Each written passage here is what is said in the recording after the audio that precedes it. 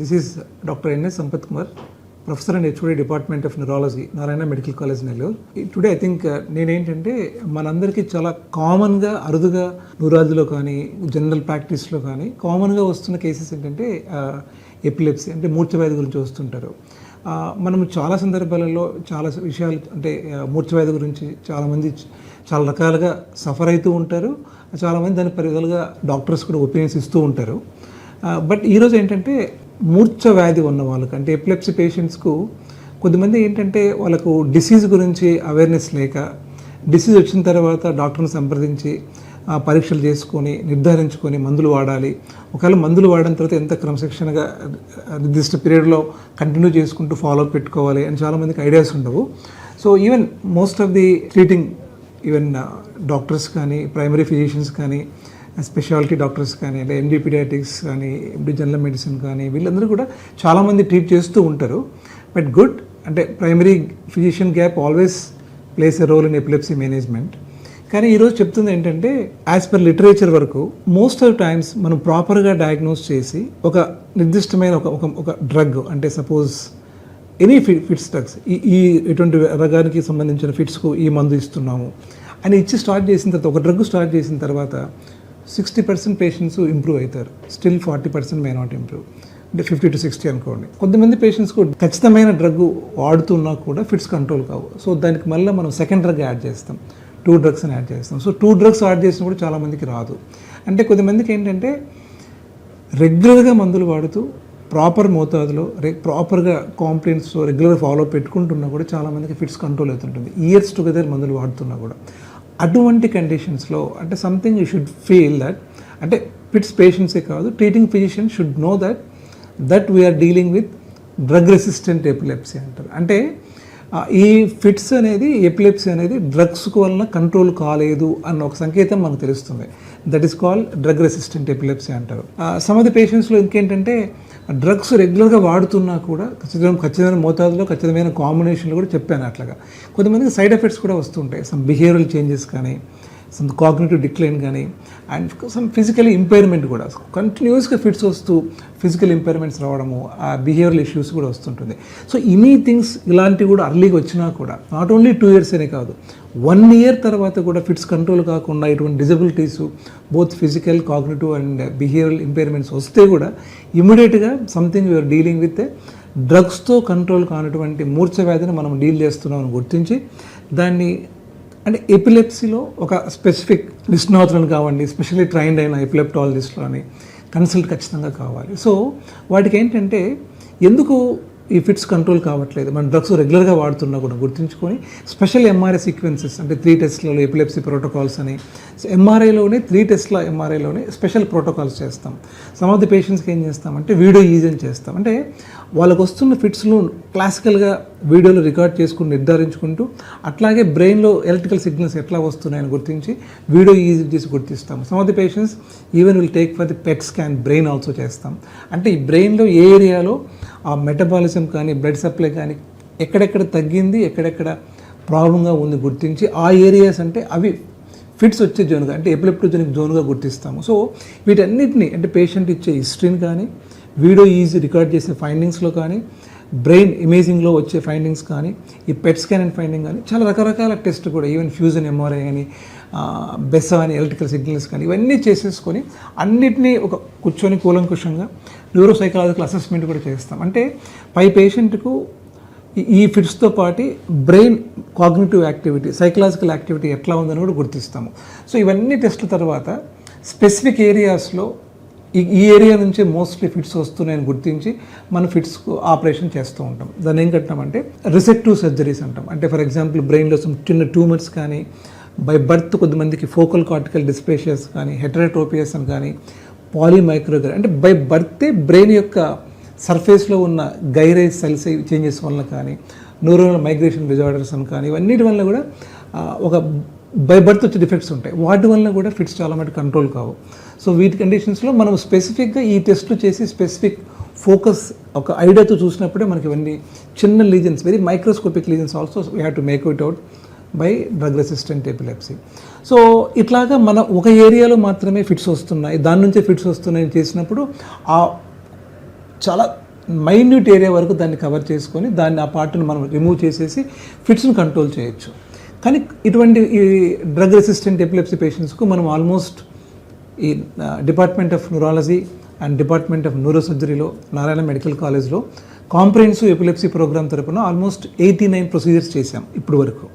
So this is the highest number of surgeries over ఇండియాలో. One of the few centres I have achieved these numbers and most of times our special acknowledgements to the government and management of Narayana, because all these procedures మనం ఆరోగ్యశ్రీలోనే చేసాం. అంటే పేషెంట్కు చాలా అంటే costly procedures afford చేయని వాళ్ళకు, అంటే corporates హాస్పిటల్కి పోయి లక్షల అమౌంట్ ఖర్చు పెట్టుకొని చాలామంది బాధపడుతున్న వాళ్ళందరికీ కూడా ఈ ఫైనాన్షియల్ బెనిఫిట్ ఇచ్చి వాళ్ళకు we given lot of relief, అంటే ఫిట్స్ కంట్రోల్ చేసాము.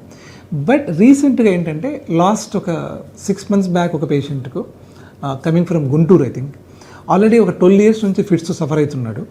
సో అతనికి ఏంటంటే పుట్టుకతోనే బ్రెయిన్ కొద్దిగా డెలివరీ అప్పుడు బ్రెయిన్కు ఆక్సిజన్ కాక డెలివరీలో ప్రాబ్లమ్స్ వల్ల బ్రెయిన్కు ఆక్సిజన్ తగ్గిపోయి బై బర్తే ఫిట్స్ రావడము, డెవలప్మెంట్ అంతా తగ్గిపోవడము, కంటిన్యూస్గా ఫిట్స్ రావడం జరుగుతుంది. సో అటువంటి పేషెంట్స్ ఒక 10 years 12 years తర్వాత మా దగ్గరికి వచ్చాడు ఫిట్స్ కంట్రోల్ కావట్లేదని. అప్పుడు ఎంఆర్ఐ స్కాన్ తీస్తే ఏమవుతుందంటే బ్రెయిన్లో 2 sides రైట్ అండ్ లెఫ్ట్ ఒక 3-4 ప్లేసెస్లో ఆ యొక్క బ్రెయిన్ టిష్యూ డ్యామేజ్ అయిపోయి డెడ్ టిష్యూగా ఫామ్ అయిపోయింది. ఆ డెడ్ టిష్యూ ఫామ్ అయిన వల్ల దానివల్ల ఫిట్స్ వస్తున్నాయి. సో ఇటువంటి కండిషన్స్లో మనకి పై విధంగా చెప్పినట్టు ఎపిలెప్టీ సర్జరీస్ చేయలేము, ఎందుకంటే ఒక పార్ట్ కాకుండా బోత్ రైట్ అండ్ లెఫ్ట్లో ఆల్మోస్ట్ 3-4 ఏరియాలో ఆ ఫిట్స్ వచ్చి సంబంధించిన ఫిట్స్ ఉత్పత్తి ఫిట్స్ నుంచి స్టార్ట్ అయ్యే ఏరియాస్ ఉంటాయి. సో వాటిని మనం రిమూవ్ చేయలేము. అంటే మొత్తం బ్రెయిన్ రిమూవ్ చేసుకుంటూ పోతే this no meaning in it. So those conditions ఎక్కడైతే మనం సర్జరీ చేసి పేషెంట్కు మనము ఉపశమనం కలిగించలేమో, అంటే those cases which cannot be resectable by for epilepsy cure, అటువంటి పేషెంట్స్లో ఒక స్పెషల్ ప్రొసీజర్ చేసాము. అంటే 6 months ఒక ప్రొసీజర్ చేసాము, రీసెంట్ ప్రొసీజర్ చేసాము. That is called vagal nerve stimulation అని. This is the first procedure. In fact second third procedure only మన నారాయణ మెడికల్ కాలేజ్లోనే చేయగలిగాము. సో ఆ ప్రొసీజర్ ఏంటంటే ఎవరికైతే ఫిట్స్ మందులతో కంట్రోల్ కాలేదో, we call drug resistant epilepsy, ఎవరికైతే సర్జరీ చేయలేము, సర్జరీ అంటే ఆ బ్రెయిన్ పార్ట్ ఫిట్స్కు సంబంధించిన ఏరియా ఉంటుందో దాన్ని తీసేయకుండా సర్జరీ చేయలేము, వాళ్లకు సర్జరీ లేకుండా ఈ ప్రొసీజర్ చేస్తూ ఉంటాం. That is called waggle nerve stimulation. Waggle nerve stimulation అంటే వాగల్ నర్వ్ అనేది ఒక క్రేనియల్ నర్వ్. అది బేసికలీ ఏం చేస్తుంటుందంటే ఈ గుండెను, ఊపిరితిత్తులను, మన జీర్ణ వ్యవస్థ సంబంధించిన అవయవాలను కంట్రోల్ చేస్తూ ఉంటుంది. అదేం చేస్తుందంటే సిగ్నల్స్ ఫ్రమ్ మన బాడీ కింద నుంచి బ్రెయిన్ క్యారీ చేస్తుంటుంది, సెన్సరీ క్యారియర్స్.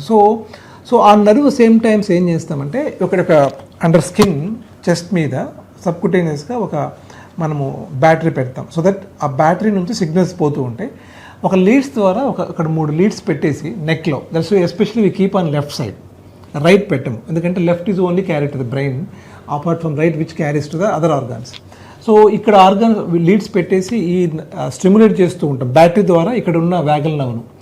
ఈ వాగల్ నర్వ్ బ్రెయిన్కు సిగ్నల్స్ క్యారీ చేసి బ్రెయిన్లో కొన్ని స్పెసిఫిక్ న్యూరో ట్రాన్స్మిటర్స్ను కంట్రోల్ చేస్తుంటుంది. ఎస్పెషలీ ఫిట్స్ ఎక్కువగా రావడానికి ప్రేరేపించే కొన్ని న్యూరో ట్రాన్స్మిటర్స్ ఉంటాయి, గాబా అని ఉంటాయి, అటువంటి వాటిని పెంచి యాక్చువల్లీ. సో గాబా అనేది న్యూరో ట్రాన్స్మిటర్ ఫిట్స్ని తగ్గిస్తుంది. సో అటువంటి న్యూరో ట్రాన్స్మిటర్ని పెంచడము, దేనైతే న్యూరో ట్రాన్స్మిటర్ దేనివల్ల అయితే ఫిట్స్ వస్తాయో దాన్ని బాగా తగ్గిస్తుంది, గ్లూటమేట్. అట్లాగే సెరటోనిన్ అని కానీ, డోపమిన్ అని కానీ, నార్ఎపినెఫ్రిన్ అని కానీ, ఇటువంటి న్యూరో ట్రాన్స్మిటర్స్ను కూడా, కెమికల్స్ను కూడా చాలా కంట్రోల్ చేస్తుంటుంది. సో అట్లాగే some of the anti inflammatory effect ద్వారా కూడా. సో ఇవన్నీ బ్రెయిన్ సిగ్నల్స్ ద్వారా బ్రెయిన్కి వెళ్ళి ఆ బ్రెయిన్లో ఉన్న న్యూరో ట్రాన్స్మిటర్స్ను కంట్రోల్ చేస్తూ ఫిట్స్ను బాగా కంట్రోల్ చేస్తూ ఉంటుంది. అంటే ఆల్మోస్ట్ మనకు రోజుకు 2-3 times 5 times వచ్చిన ఫిట్స్ పేషెంట్స్ కూడా ఈ ప్రొసీజర్ వల్ల కంప్లీట్గా ఫిట్స్ అయిపోతుంటారు. ఈవెన్ ఫిట్స్ మాత్రమే లేకుండా కూడా పేషెంట్స్ మామూలు life they can lead it. So this special procedure it is a boon to the patients who does not require, who doesn't meant for surgery. So those పేషెంట్స్కు ఈ vagal nerve stimulation ఉంటుంది. యూజువల్గా this procedure cost around మనకు corporate hospitals if you take in any metro cities it will be around 12 to 15 lakhs అవుతుంది. Yesterday even previous 6 months చేసిన ఈ ప్రొసీజర్ను మనము Narayana medical కాలేజ్లో ఆరోగ్యశ్రీ ప్రోగ్రామ్ ద్వారా 8 lakhs చేయగలిగాము. So total fund chief minister relief fund ద్వారా మనం తెచ్చుకొని ఆ పేషెంట్స్కు మనం కంప్లీట్ సీజర్ ఫీ స్టేట్ తీసుకెళ్ళగలిగాము. సో ఇటువంటి అంటే ఈరోజు బేసిక్గా why I'm speaking all these things అంటే రియల్గా చాలామంది పేషెంట్స్ సొసైటీలో even treating doctors also should aware that మన దగ్గర చాలా మంచి ప్రొసీజర్స్ ఉన్నాయి. There are lot of procedures and lot of manoeuvres which really makes dramatic change in the life of the epilepsy patients who suffering since ages, I think some decades suffer అవుతున్న వాళ్ళు కూడా ఇటువంటి ప్రొసీజర్ను మనసులో పెట్టుకొని మీకు మీ ఇంట్లో వాళ్ళకి కానీ మీ బంధువులకైనా సరే మీ ఫ్రెండ్స్ అయినా సరే మీ కొలీగ్స్ ఎవరైనా సరే ఇటువంటి ప్రాబ్లం ఎటువంటి సఫర్ అవుతున్నప్పుడు ఖచ్చితంగా న్యూరాలజీ కానీ ఎపిలెప్టాలజిస్ట్ కానీ ఆ department of neurology neuro surgery Narayana medical college కానీ ఖచ్చితంగా సంప్రదించి ఎందువల్ల వస్తుందని గుర్తుంచుకొని దాన్ని నిర్ధారించుకొని సర్జరీస్ అయితే సర్జరీ చేసుకొని ఎపిలెప్టీ చేసుకోవచ్చు. సర్జరీ కాని పక్షంలో కూడా ఈ వ్యాగల్ నర్వ్ స్టిమ్యులేషన్ ప్రొసీజర్ను పేషెంట్స్కు సజెస్ట్ చేయగలరు. ఎందుకంటే you also become a part of saving the life of one patient who really suffering since decades. So ఈ సందేశాన్ని ఇద్దామని ఒక మంచి ఉద్దేశంతో ఈ ప్రోగ్రామ్ చేయగలుగుతున్నాము. So hope you will all carry this benefit to all the needy patients and try to give change of boon of life to the patients who really required. Thank you so much.